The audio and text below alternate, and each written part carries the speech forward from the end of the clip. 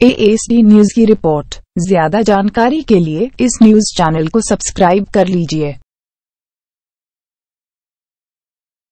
भारत में कई ऐसी जगह हैं जो अपने दामन में कई रहस्यों को समेटे हुए हैं। ऐसी ही एक जगह है वृंदावन स्थित निधिवन, जिसके बारे में मान्यता है कि यहाँ आज भी हर रात कृष्ण गोपियों संग रास रचाते हैं। यही कारण है कि सुबह खुलने वाले निधिवन को संध्या आरती के पश्चात बंद कर दिया जाता है। उसके बाद वहाँ कोई नहीं रहता है। यहाँ तक कि निधिवन में दिन में रहने वाले पशु पक्षी भी संध्या होते ही निधिवन को छोड़कर चले जाते हैं। जो भी देखता है रासलीला हो जाता है पागल। वैसे तो शाम होते ही निधिवन बंद हो जाता है और सब लोग यहाँ से चले जाते हैं, लेकिन फिर भी यदि कोई छुपकर रासलीला देखने की कोशिश करता है तो पागल हो जाता है। ऐसा ही एक वाकया करीब 10 वर्ष पूर्व हुआ था, जब जयपुर से आया एक कृष्ण भक्त रासलीला देखने के लिए निधिवन में छुपकर बैठ गया। जब सुबह निधिवन के गेट खुले तो वो बेहोश अवस्था में मिला। उसका मानसिक संतुलन बिगड़ चुका था। ऐसे अनेकों किस्से यहाँ के लोग बताते हैं। ऐसे ही एक अन्य व्यक्ति थे पागल बाबा, जिनकी समाधि भी निधिवन में बनी हुई है। उनके बारे में भी कहा जाता है कि उन्होंने भी एक बार निधिवन में छुपकर रासलीला देखने की कोशिश की थी, जिससे कि वो पागल ही हो गए थे। चूंकि वो कृष्ण के अनन्य भक्त थे, इसलिए उनकी मृत्यु के पश्चात मंदिर कमेटी ने निधिवन में ही उनकी समाधि बनवा दी। निधिवन के अंदर ही है रंगमहल, जिसके बारे में मान्यता है कि रोज रात यहाँ पर राधा और कृष्ण आते हैं। रंग महल में राधा और कन्हैया के लिए रखे गए चंदन के पलंग को शाम 7 बजे के पहले सजा दिया जाता है। पलंग के बगल में एक लोटा पानी, राधा जी के श्रृंगार का सामान और दातुन संग पान रख दिया जाता है। सुबह 5 बजे जब रंग महल का पट खुलता है तो बिस्तर अस्त व्यस्त, लोटे का पानी खाली, दातुन कुची हुई और पान खाया हुआ मिलता है। रंग महल में भक्त केवल श्रृंगार का सामान ही चढ़ाते हैं और प्रसाद स्वरूप उन्हें भी श्रृंगार का सामान मिलता है। पेड़ बढ़ते हैं जमीन की ओर।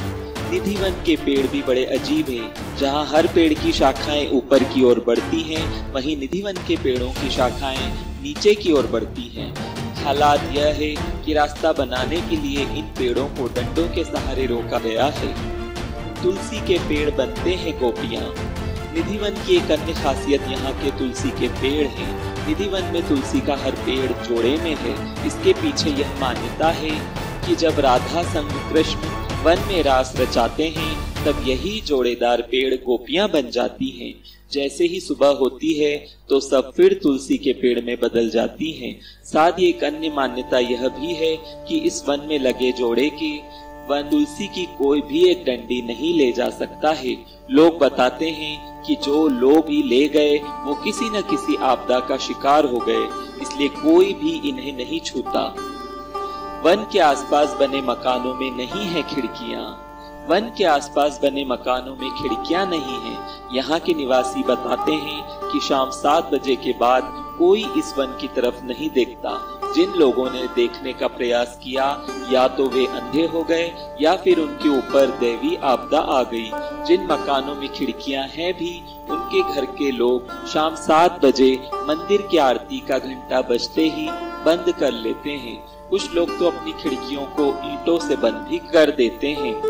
वंशी चोर राधा रानी का भी है मंदिर। निधिवन में ही वंशी चोर राधा रानी का भी मंदिर है।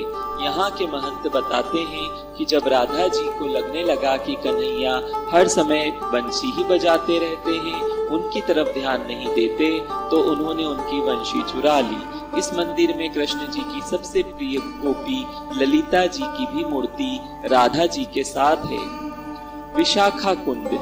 निधिवन में स्थित विशाखा कुंड के बारे में कहा जाता है कि जब भगवान श्री कृष्ण सखियों के साथ रास रचा रहे थे, तभी एक सखी विशाखा को प्यास लगी। कोई व्यवस्था न देख कृष्ण ने अपनी वंशी से इस कुंड की खुदाई कर दी, जिसमें से निकले पानी को पीकर विशाखा सखी ने अपनी प्यास बुझाई। इस कुंड का नाम तभी से विशाखा कुंड पड़ गया। विशाखा कुंड के साथ ही ठाकुर बिहारी जी महाराज का प्राकट्य स्थल भी है।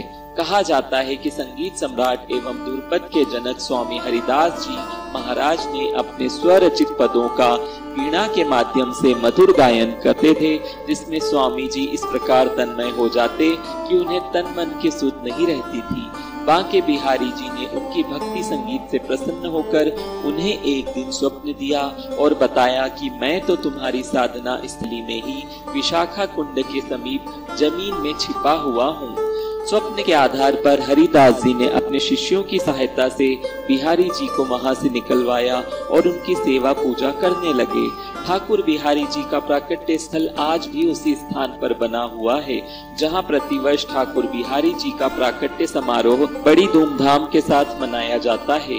कालांतर में ठाकुर श्री बांके बिहारी जी महाराज के नवीन मंदिर की स्थापना की गई और प्राकट्य मूर्ति को वहां स्थापित करके आज भी पूजा अर्चना की जाती है, जो आज बांके बिहारी मंदिर के नाम से प्रसिद्ध है। संगीत सम्राट स्वामी हरिदास जी महाराज की भी समाधि निधिवन परिसर में ही है। स्वामी हरिदास जी श्री बिहारी जी के लिए अपने स्वरचित पदों के द्वारा वीणा यंत्र पर मधुर गायन करते थे तथा गायन करते हुए ऐसे तन्मय हो जाते कि उन्हें तन मन की सुध नहीं रहती। प्रसिद्ध बैजू बावरा और तानसेन इन्हीं के शिष्य थे। अपने सभा रत्न तानसेन के मुख से स्वामी हरिदास जी की प्रशंसा सुनकर सम्राट अकबर इनकी संगीत कला का रसास्वादन करना चाहते थे, किंतु स्वामी जी का यह दृढ़ निश्चय था कि अपने ठाकुर के अतिरिक्त वो किसी का मनोरंजन नहीं करेंगे। इसलिए एक बार सम्राट अकबर वेश बदलकर साधारण व्यक्ति की भांति तानसेन के साथ निधिवन में स्वामी हरिदास की कुटिया में उपस्थित हुए। तानसेन ने जानबूझकर अपनी वीणा लेकर एक मधुर पद का गायन किया। अकबर तानसेन का गायन सुनकर मुग्ध हो गए। इतने में स्वामी हरिदास जी तानसेन के हाथ से वीणा लेकर स्वयं उस पद का गायन करते हुए तानसेन की त्रुटियों की ओर इंगित करने लगे। उनका गायन इतना मधुर और आकर्षक था कि वन के पशु पक्षी भी वहां उपस्थित होकर मौन भाव से श्रवण करने लगे। सम्राट अकबर के विस्मय का ठिकाना नहीं रहा।